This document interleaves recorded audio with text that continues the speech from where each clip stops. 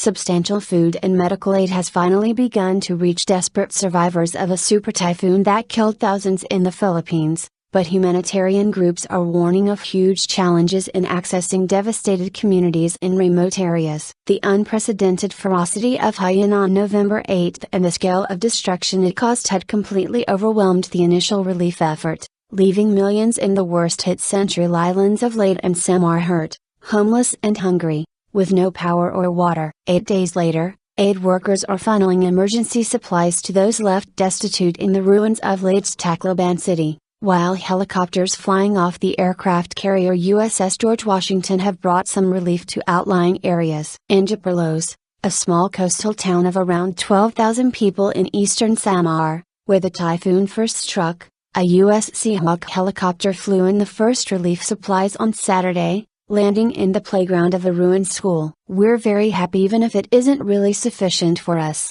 said resident Maria Lvd Belko. "We accept a little, and we survive. Because there's no more food, no houses here," she said, pointing to the flattened remains of the town where 12 people died. "The place really needs to be saturated with relief. People literally have nothing. Money is useless here." In the nearby town of Haiyan, planes laden with supplies were landing and taking off every few minutes from an old military airstrip that had been reopened. UN agencies said more than 170,000 family food packages had been distributed across the disaster zones, while the Red Cross and Medicines Sans Frontières, Doctors Without Borders, international aid agencies said that they would have mobile surgical units up and running in Tacloban by the end of the weekend. "The place really needs to be saturated with relief," Red Cross Asia Pacific spokesman Patrick Fuller said in Tacloban. "People literally have nothing. Money is useless here." Since the arrival of the USS George Washington late Thursday,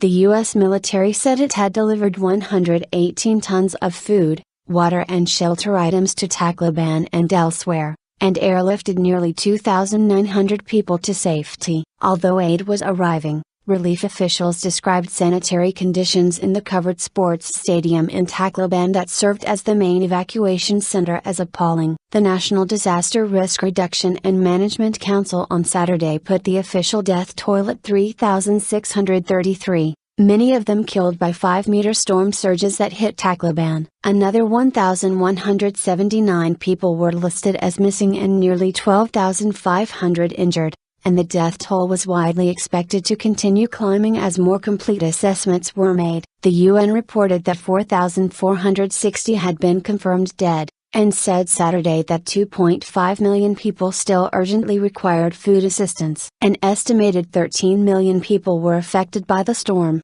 which swept off the Pacific Ocean with some of the strongest winds ever recorded, including nearly 1.9 million displaced survivors.